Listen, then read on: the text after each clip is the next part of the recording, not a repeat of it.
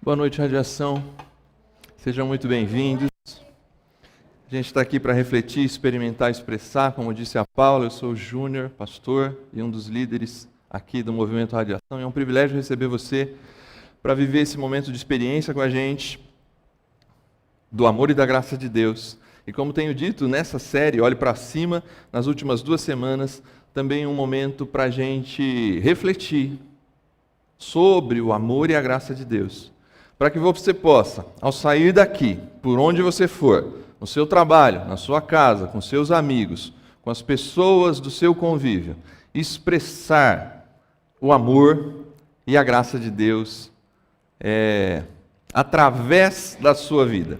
Pessoal que está em casa, muito bom receber vocês aqui também, assistindo agora ao vivo, junto aqui com a gente, ou se você estiver assistindo em qualquer outro momento da semana, que seja também um momento de edificação para a sua vida, seja um momento bom para você, e que da mesma forma você possa experimentar, refletir e expressar o amor e a graça de Deus. Fica aqui o convite para todos vocês que de alguma forma assistem a gente de casa, estarem aqui conosco presencialmente, inclusive no carnaval que a gente vai estar por aqui. Bom, não olhe para cima, 3º episódio da série. Nós já andamos uma boa caminhada. Essa série ela começa a partir da ideia, da proposta do filme Não Olhe para Cima, que está no Netflix. Se você não assistiu, te convido a assistir. E ele traz uma reflexão muito interessante de como nós estamos lidando com notícias e como nós lidamos com as coisas. E nesse caso desse filme, parece que está vindo um cometa para a Terra e gente dizendo para não olhar para cima, que não precisa se preocupar, e outros tentando veementemente fazer com que as pessoas se ligassem, se atentassem ao fato de que de cima estava vindo uma grande destruição. Nós começamos a fazer algumas perguntas. O que tem lá em cima no primeiro episódio? Se você não assistiu, eu te convido a assistir o primeiro episódio. Está no YouTube, no nosso canal no YouTube, do Movimento Radiação. O que tem lá em cima, afinal? Será que tem alguma coisa lá em cima? Semana passada, nós respondemos sobre o que nós perdemos quando deixamos de olhar para cima, o que nós estamos perdendo quando nós deixamos de olhar para cima, e você pode acompanhar também o 2º episódio. E hoje a gente quer entrar na terceira pergunta. Na terceira pergunta, qual a decisão que eu tomo a partir de saber o que tem lá em cima? Essa frase é da Kate Dibiasky, que é a Jennifer Lawrence, se eu não erro o nome da atriz. Acertei? Acho que acertei. A Jennifer Lawrence é a cientista que descobre o cometa vindo para a Terra, e num dado momento de desespero, de raiva inclusive, ela chega a dizer assim: depois de receber todas essas informações, a decisão que você tomou é esperar e avaliar. Ela está desesperada com a decisão tomada. Sério que depois de saber que o mundo termina em 6 meses, o que você decide é esperar e avaliar, e ela esperando, na verdade, ela querendo que houvesse uma decisão mais ativa, uma decisão que envolvesse uma ação, um planejamento, e não uma resposta evasiva, como esperar e avaliar. Eu fui atrás de uma pergunta: quantas coisas decidimos por dia? Eu não sei se você sabe disso. Coisas banais, você chega a decidir 1000 coisas por dia. Certo? Por exemplo, aqui só agora eu estou tomando diversas decisões, que eu estou escolhendo palavras. Eu poderia escolher uma e estou escolhendo outra. Só isso aqui já é uma decisão. A roupa que eu pus hoje, fechando o botãozinho aqui bonitinho, foi uma decisão. Decisões diversas que a gente toma ao longo do dia. Mas eu li diversas matérias, inclusive algumas do ponto de vista de estudos de grandes universidades, e parece que, em média, eu e você tomamos 35 mil decisões por dia. Eu não consigo imaginar de onde vem tanta decisão, mas eu acho que para chegar nessa média, até essa mão aqui movimentando foi uma decisão tomada, porque para ser 35 mil decisões, ela tem que pegar qualquer... esse movimento aqui foi mais uma decisão que eu tomei, que eu poderia ter tomado a decisão de vir para trás, ou de ir para o lado, ou de ir para o outro lado. A minha cabeça está o tempo inteiro tomando decisões. 35 mil decisões em média um ser humano toma por dia. Como é que você tem decidido as coisas? A partir daquilo que você sabe sobre a vida, a partir daquilo que você sabe sobre o que tem lá em cima, ou a partir daquilo que você recebe de informação sobre diversos assuntos da sua empresa, da sua família, etc. Quais são as decisões que você tem tomado? Qual a maneira que você tem decidido? Nesse caminho, nessa jornada, eu encontrei esse cara aqui que eu não sei quem conhece, eu não conhecia, o Yancey Strickler. Ele é o fundador da Kickstarter. A Kickstarter é o maior fundo de investimento coletivo do mundo.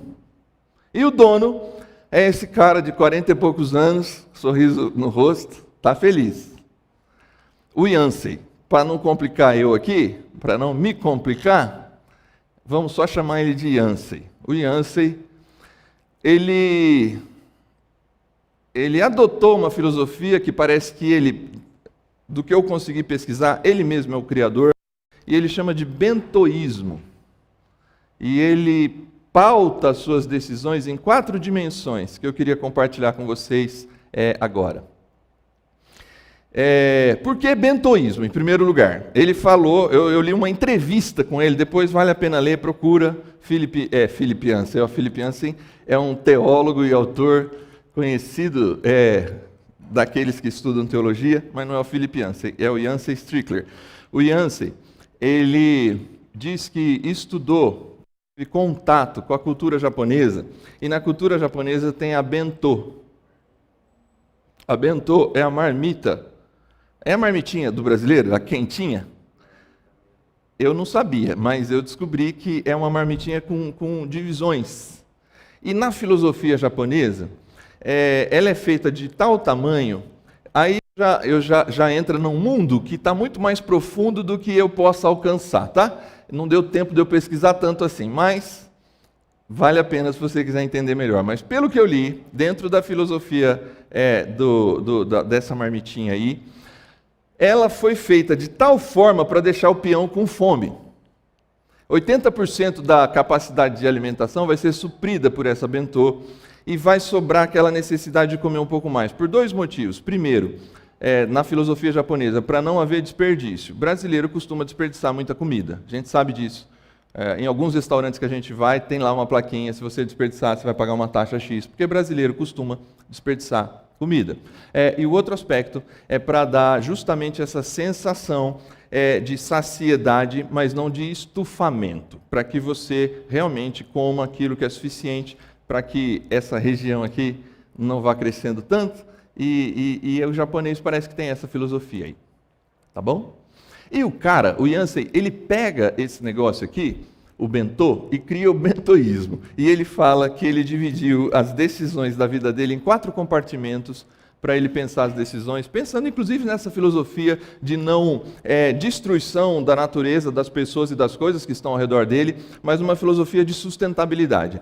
Ele é o que poderíamos chamar de um pós-capitalista, mas isso é um assunto para outra série, eu não vou entrar nisso. Ele é um pós-capitalista.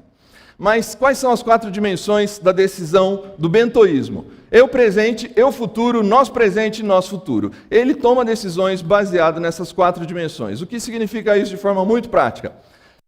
Exemplo que ele mesmo deu, tá? Para não parecer que eu estou querendo pegar no pé de ninguém por nada. Mas, por exemplo, cigarro. Não sei se alguém fuma, já fumou, mas enfim. Por que eu deveria continuar fumando cigarro ou parar de fumar cigarro? Decisão. Eu presente. Eu gosto muito, me faz muito bem, me dá muito prazer.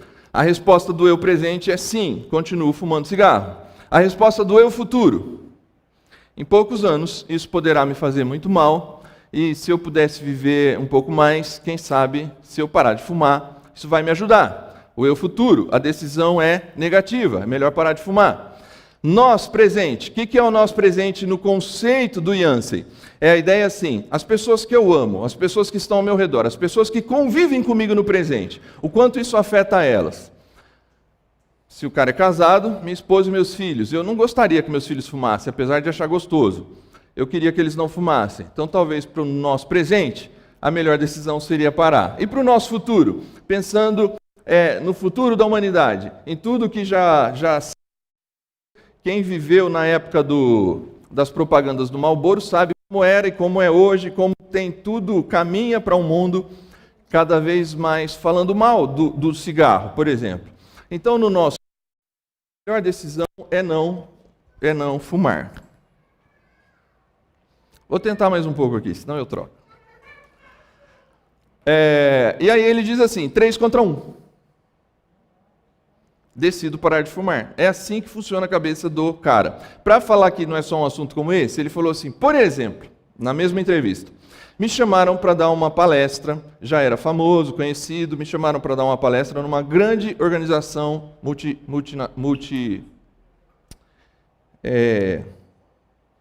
internacional. Falhou o termo aqui. Multinacional, obrigado.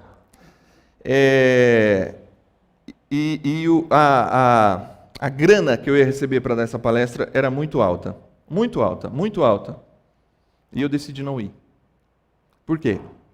Porque o eu presente, a resposta que ele deu foi assim, essa grana é boa, eu não costumo receber tudo isso para dar uma palestra, vai fazer muito bem para mim, para minha conta, vai me ajudar, é uma grana legal, status, etc. Para mim, parece que eu só tenho a ganhar. Eu presente vou na palestra.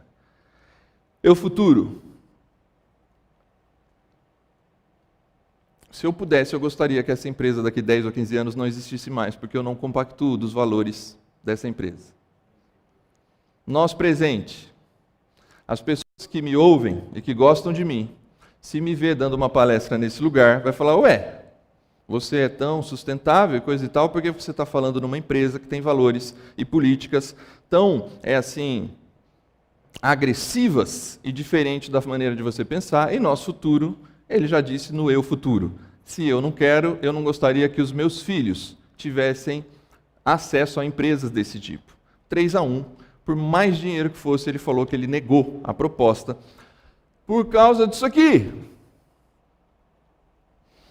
Como você tem tomado as suas decisões? E que decisão você toma a partir do que você sabe, daquilo que a gente tem construído nessa série? Tem alguém lá em cima? O que eu perco quando eu não levo em conta o que tem lá em cima? E hoje? Então, o que eu decido? O que eu faço com o que eu sei que tem lá em cima?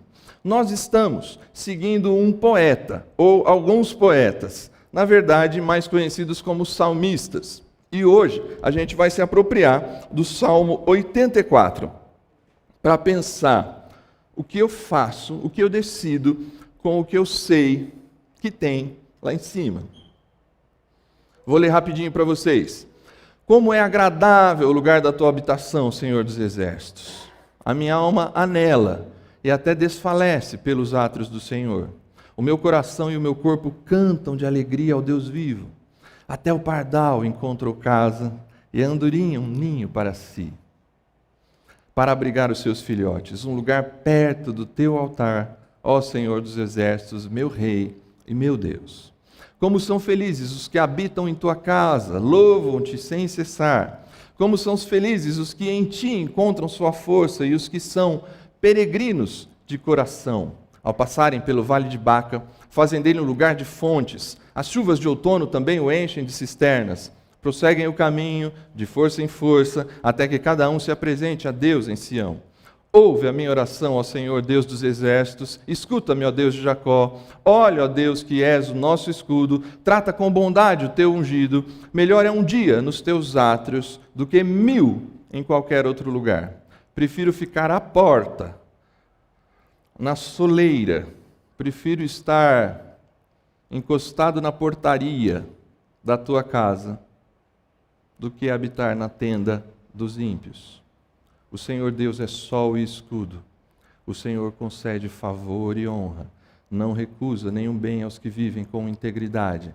O Senhor dos exércitos, ó Senhor dos exércitos, como é feliz aquele que em ti confia. Essa é a poesia muito conhecida, tem uma música, se você quiser depois, a Paula falou tanto de envelhecer, né? Hoje, e depois ela termina dizendo que a gente nasce de novo, mas tem uma música, Quão Amáveis São os Teus Tabernáculos, do João Alexandre.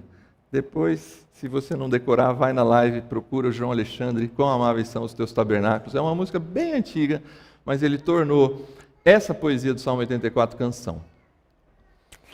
Gente, como eu tenho feito nessa série, eu preciso te dar um contexto aqui para a gente seguir. É assim, ó. Na primeira semana, a gente se identificou com o socorro, com o Ezer. Deus é socorro bem presente. Eleva os meus olhos para os montes, de onde me virá o socorro? O meu socorro vem do Senhor. Quem está lá é aquele que nos socorre. No segundo episódio, a gente falou o que eu perco quando eu não olho para cima. E a ideia foi trabalhar a ideia da realização pessoal a partir da palavra shalom. No Salmo 73 que a gente leu, o poeta está incomodado. Por que as pessoas estão realizadas e felizes e eu não? Eu ando com Deus, e ele chega a dizer assim, eu acho que nem vale a pena andar com Deus, porque outras pessoas que não andam contigo estão muito mais felizes e realizadas do que eu. Então a gente vai identificando que a gente vai perdendo o verdadeiro sentido da realização pessoal quando a gente se afasta de Deus. Então a gente falou um pouco de socorro, a gente falou um pouco sobre realização pessoal, e hoje o que move o Salmo 84 é a intimidade. O que move o Salmo 84 é a ideia da intimidade. O que eu faço, o que eu decido a partir da compreensão da intimidade que me é oferecida. O texto, hoje eu não vou usar o hebraico. Poderia, mas não precisa, porque o texto já é muito evidente, e eu destaquei aqui para vocês, como a ideia de casa, a ideia de morada, a ideia de ninho, a ideia de um lugar de intimidade, a ideia de um lugar em que eu me sinto em casa e protegido, está presente no início dessa poesia.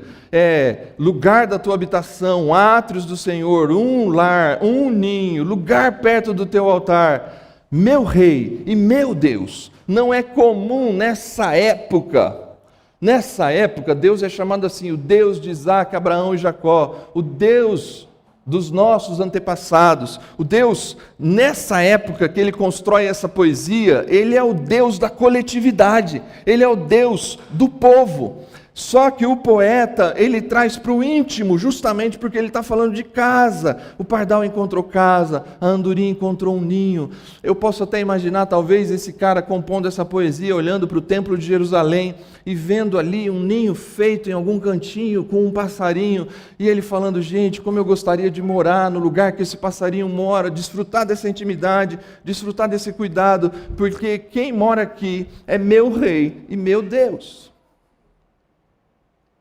Só que aqui tem uma revelação importante, eu preciso que você preste muita atenção para vir junto comigo nesse contexto. Esse salmo, ele revela um negócio muito interessante que, de alguma forma, faz você dar uma virada no conceito do olhe para cima. A gente cresce, ou melhor, quando a gente é pequeno, se você cresceu num ambiente de catolicismo ou num ambiente de protestantes reformados, ou no ambiente de evangélicos, ou no ambiente pentecostal, em ambientes, talvez até dentro do judaísmo, em ambientes da cultura judaico-cristã, nós somos ensinados desde pequeno que Deus habita nos lugares altos. O papai do céu. O papai do céu está olhando para você. Minha mãe dizia isso muito para mim. Cuidado, olhinho no que vê, mãozinha no que toca, pezinho onde pisa, porque o papai do céu está olhando para você. E eu fui uma criança que cresci morrendo de medo de ir no circo, num parquinho, num cinema, porque o papai do céu estava olhando para mim. Depois eu aprendi que não é esse papai do céu assim querendo me dar uma pancada cada vez que eu me movo para o lado. Mas essa é uma outra história também. Na cultura judaica, como a gente leu no primeiro salmo que a gente usou, o 121, é muito presente a ideia para os judeus que Deus habita no monte, nos altos montes é onde é a habitação de Deus. Essa é a ideia. E esse salmo ele diz assim, quão amáveis são, quão agradável é o lugar da tua habitação. Quão agradável é o lugar que o Senhor mora. Ah, como eu queria morar lá. Minha alma anseia, minha alma desfalece. Eu quase desmaio da possibilidade de imaginar que eu posso morar perto de ti. Então, esse texto ele está fazendo um negócio, ele está trazendo uma revelação. A revelação de que os céus, preste atenção no que eu vou te dizer, que eu vou te revelar um negócio aqui, que não sou eu que vou te revelar, é a própria Bíblia que revela, e você vai ler isso se você procurar em vários autores que entendem o texto sagrado a partir do seu contexto original.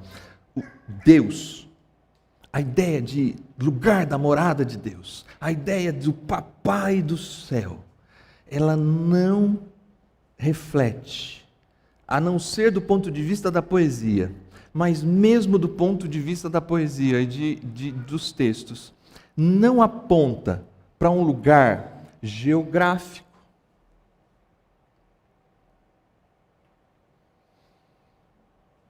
Em nenhum momento os textos que apontam Deus nos céus querem dizer, se for feito o melhor foguete tecnológico, a nave dos Avengers, a nave dos Guardiões da Galáxia, como se ao andar pelo universo, algum planeta que eu chegar, alguma dimensão dentro desse universo que eu bater com esse foguete, com essa nave espacial do Star Wars, eu vou chegar num lugar que é o portão dos céus, como Odin vive lá naquele lugar dos filmes do Thor. Como se fosse uma região geográfica.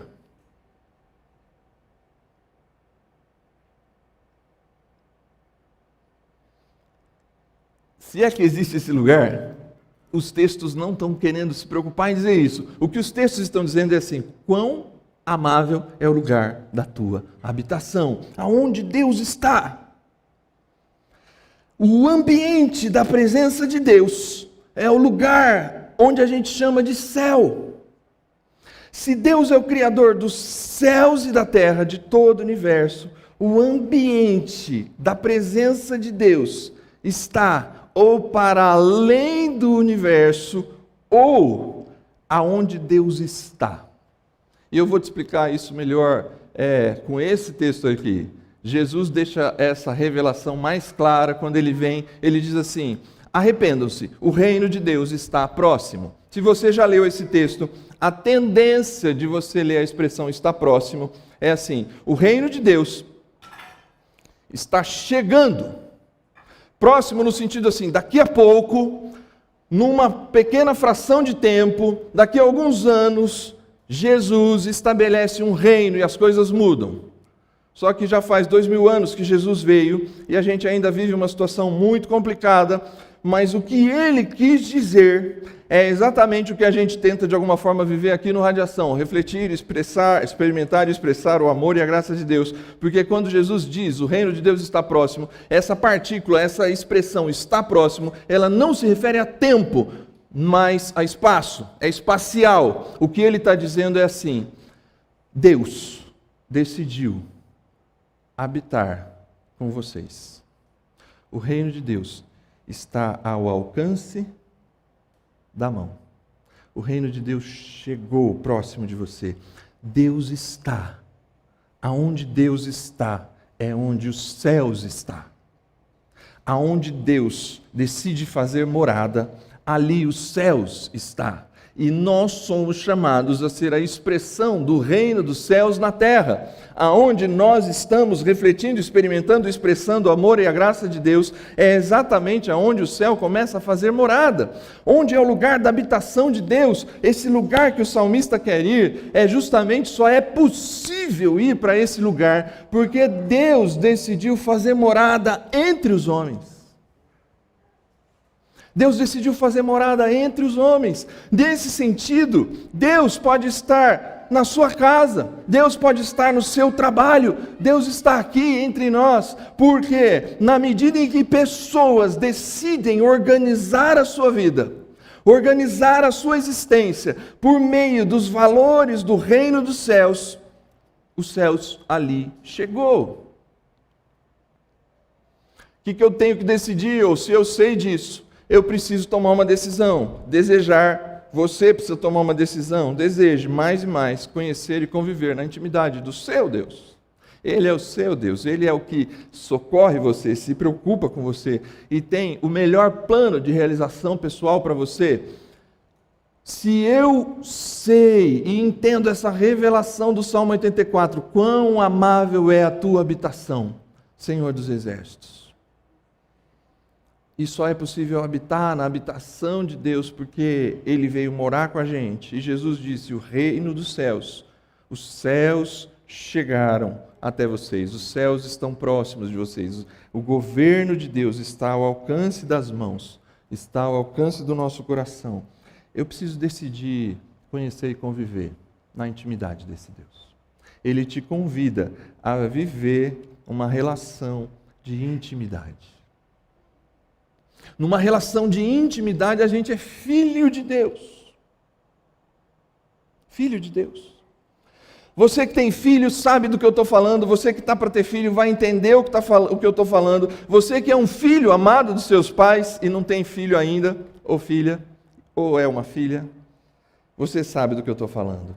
Pai e mãe, casa é o lugar da nossa intimidade, é o lugar onde a gente se veste com aquelas roupas rasgadas, é o lugar em que a gente às vezes nem se veste direito. É o lugar em que a gente tem tranquilidade de falar do jeito que a gente quiser. É o lugar que a gente pode sair e conversar com as pessoas e não escovar os dentes. Calma, não estou dizendo que precisa ser mal educado e nem com falta de higiene. Mas conhecer e conviver na intimidade é uma decisão. Se você entende isso, o que eu devo decidir a partir dessa percepção? Eu preciso voltar para a casa do Pai, eu preciso me aproximar do Pai, eu preciso conhecê-lo mais e mais. Nesse processo de intimidade, na sequência, o poeta ele vai dizer, ele vai agora olhar pelo outro lado. Num olhar ele olhou assim, como é a casa do Pai. É amável, eu desejo estar lá. E aí ele vai dizer assim, como é feliz quem mora lá. Eu queria que você prestasse atenção nesses destaques. Louvam-te sem cessar, em ti encontram força, passam pelo vale de Baca e prosseguem o caminho de força em força. Tem algumas coisas presentes naquele que vive na casa do Pai. Tem algumas coisas presentes naquele que decide viver na intimidade. Ele vai dizer assim, quem vive na intimidade é muito feliz, porque ele tem uma vida de gratidão. Ele tem uma vida que louva a Deus, que adora a Deus. Ele assume uma postura que a gente poderia chamar, do ponto de vista bíblico, de adorador. Ele é uma pessoa que se relaciona com Deus e louva a Ele, agradece a Ele por todas as situações da vida, por tudo que passa. Porque a vida, não que a vida é só canção e alegria, a vida tem muita tristeza e dor, como a gente vai ler aqui daqui a pouco. Mas é uma decisão. Aquele que anda na intimidade com Deus, ele passa a ter uma vida de gratidão sem cessar. E essa gratidão, essa adoração, produz força, produz capacidade de enfrentar a vida. Por vezes, eu sei que alguns de nós, em algumas situações, achamos que as nossas forças acabaram. Meu filho estava sentado do meu lado agora há pouco, antes de ir ali para o Radiação Kids, e ele falou uma frase para mim, relembrando, ele nem sabe disso eu acho, mas relembrando um momento de minha fraqueza, relembrando um momento da minha fraqueza. Eu acho, quero crer, que como eu creio que Deus está entre nós e os céus está perto de nós, meu filho foi de alguma forma instrumento dos céus para dizer, Pai, e eu não posso falar para vocês o que ele me falou aqui, um pouco antes de eu vir para cá. E nesse momento, eu pude ver que, apesar do momento difícil, estar na intimidade com Deus produz força. Só que não impede. É muito interessante a expressão, ao passarem pelo Vale de Baca. Não é assim, se passar pelo Vale de Baca.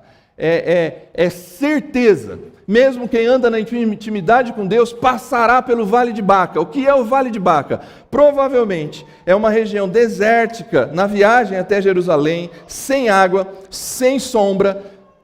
E o tempo que você passa nesse vale é muito sofrido, quase dá vontade de desistir da viagem, de ir até a presença de Deus em Jerusalém, porque é um vale sofrido, mas aqueles que têm o louvor no coração, a adoração no coração, a gratidão no coração encontram força, e quando passam, porque vão passar,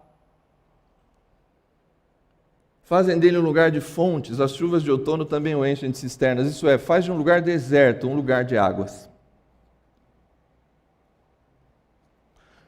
Bem verdade que pode ser essas águas através do seu choro.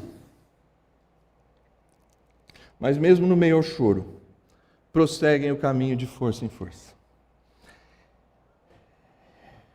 Os céus está próximo de você, e se você decidir habitar na intimidade, você passa a ser o que a gente pode chamar de alguém que decide assumir um estilo de vida baseado no governo de Deus. E o estilo de vida baseado no governo de Deus vai proporcionar para você uma decisão. Eu vou adorar, eu vou agradecer, eu vou enfrentar as minhas situações de cabeça erguida, eu vou encontrar em Deus as minhas forças. E quando eu enfrentar o vale de Baca, e quando eu enfrentar os momentos de deserto, porque eles virão.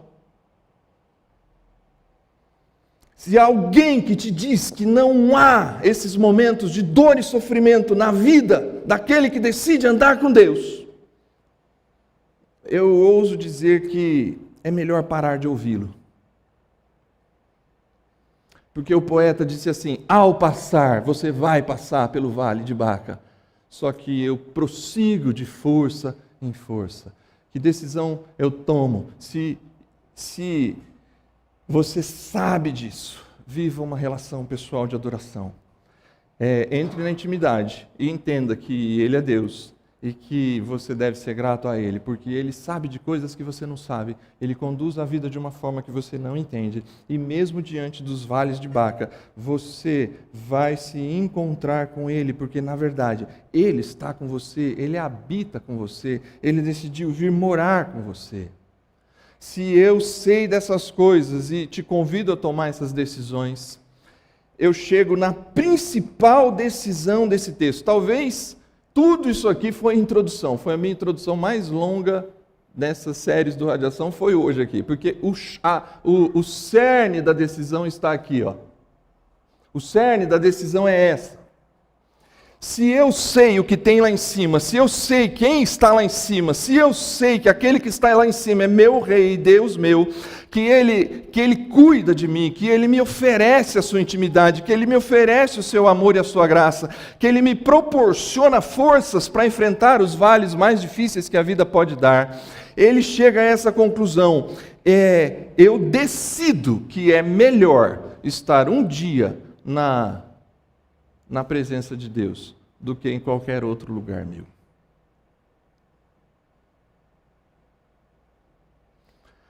Eu poderia, mas não farei. Eu poderia usar esse texto para dizer para você que veio aqui hoje. Eu poderia usar esse texto da forma literal dele, mas ele é muito além da forma literal. Esse texto não só está querendo dizer que você não deveria se ausentar do culto público, da adoração pública. Ele também diz isso, mas é a menor coisa que ele diz dentro de tudo que ele diz. O que aconteceu com o poeta ao entender que Deus decidiu vir habitar com ele, próximo a ele, e isso lhe dá acesso a essa habitação? Que ao habitar com ele, ele encontra forças para enfrentar as piores situações que a vida vai apresentar. Não que possivelmente vai aparecer, é que vai aparecer. Ele decide, nessas palavras, alterar radicalmente a prioridade da sua vida. Ele altera radicalmente a prioridade da sua vida. Ele não diz que ele não vai estar 1000 dias em outro lugar. Ele só diz que melhor é estar um dia bem pertinho de ti do que 1000 em qualquer outro lugar. Nesse dia, nessa compreensão, não há dia e lugar, não há lugar que ele vá, que ele não leve essa intimidade, que ele não leve o Pai, que ele não leve uma vida de gratidão, que ele não vá com o desejo de sempre se aproximar mais, de sempre conhecer mais, porque a vida dele alterou radicalmente. Você tem prioridades na sua vida, e as prioridades são diversas. As prioridades são decidir aonde estudar, o que fazer, aonde trabalhar e como fazer, o que construir, o que não construir.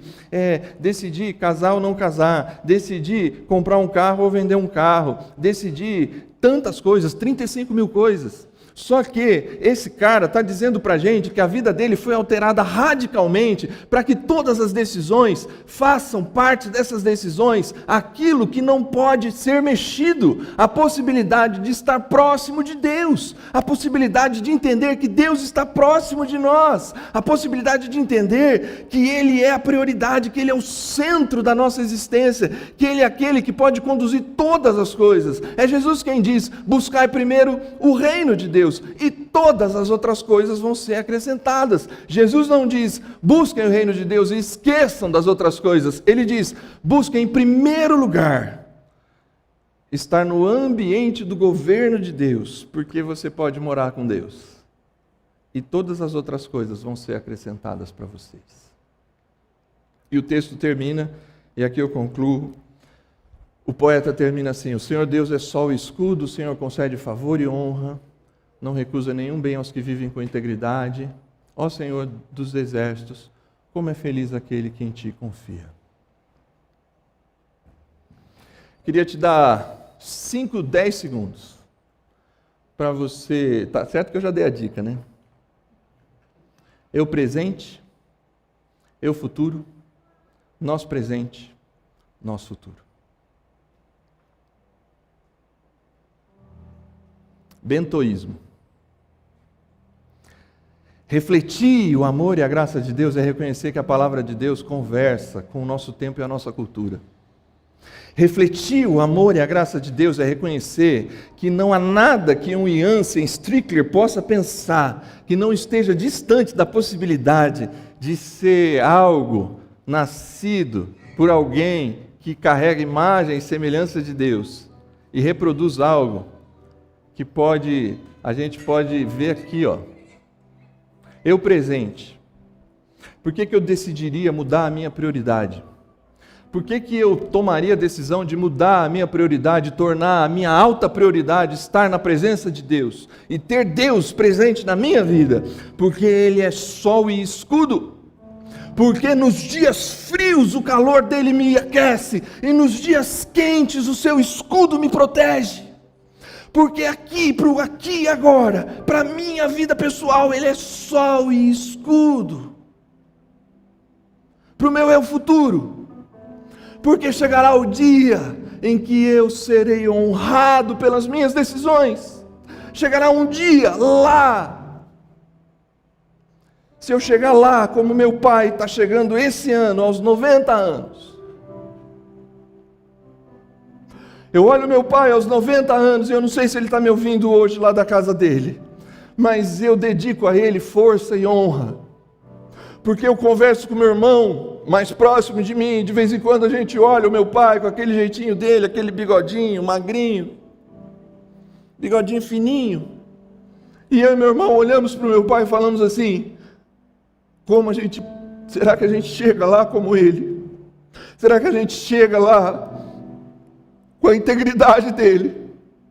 Será que a gente chega lá com os nossos filhos olhando para a gente como a gente olha para ele?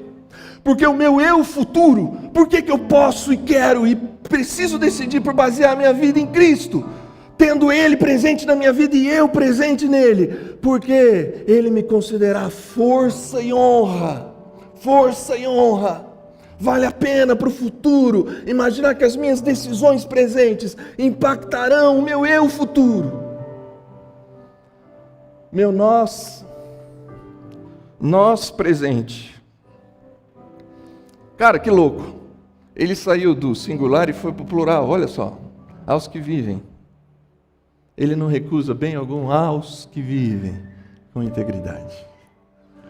Aqueles que estão ao redor de mim se beneficiam da decisão de andar com Jesus. Porque eu passei a mostrar para os meus filhos, eu passo a mostrar para vocês. É bem verdade. Andar comigo, vocês também vão conhecer os meus defeitos, meus e da minha esposa. Se você der uma boa catalogada nas séries, você vai ouvir algumas brigas que eu e a Paula tivemos, que eu conto aqui. Mas a ampla decisão de andar com Deus tem feito quem anda ao meu lado buscar viver uma vida que vale a pena. Nosso futuro. feliz. Se a gente puder deixar um legado nessa vida, se eu puder deixar um legado quando eu morrer, é a felicidade e a certeza de que tem gente que aprendeu a confiar no amor e na graça de Deus, a confiar a sua vida, por pior que fosse ou esteja sendo vale de Baca. Se eu puder ajudar alguém nas próximas gerações, a olhar para a minha vida e para a sua vida, sendo nós luz do mundo, reflexo, experiência e expressão do amor e da graça de Deus, a confiar em Deus, valeu a pena. Valeu a pena. Essa imagem que está aqui, eu pensei seriamente qual imagem terminar e eu tenho terminado geralmente com a cruz. Mas essa daqui é uma imagem, óbvio, metafórica, poética, do túmulo vazio. Do túmulo vazio. Por que eu devo decidir andar com Jesus? Porque Ele alterou radicalmente a minha morada eterna. A morada eterna dos seres humanos se chama Seol para os hebraicos, Hades para os gregos,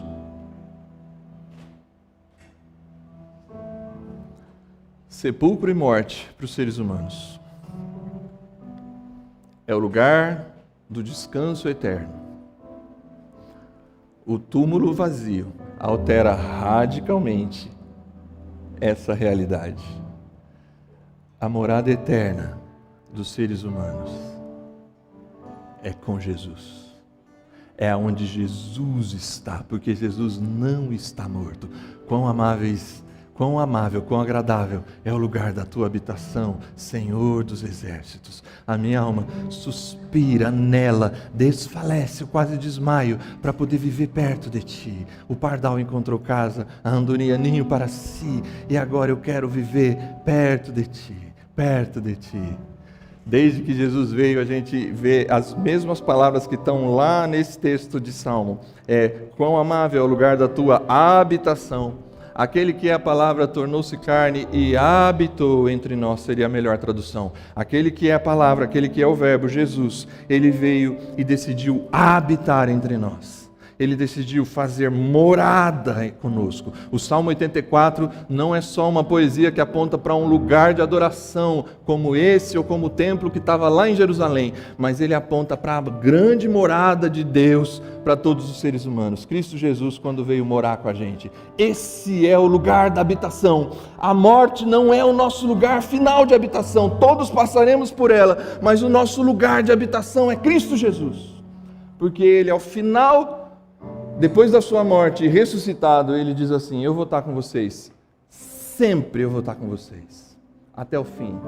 Até o fim. Eu vou ser o universo de vocês. Eu vou ser o ar que vocês respiram. Por que decidir a partir do que eu sei lá em cima? Porque você vai viver com aquele que vai se tornar não só a tua casa, mas a tua morada para todo sempre. Que Deus te abençoe.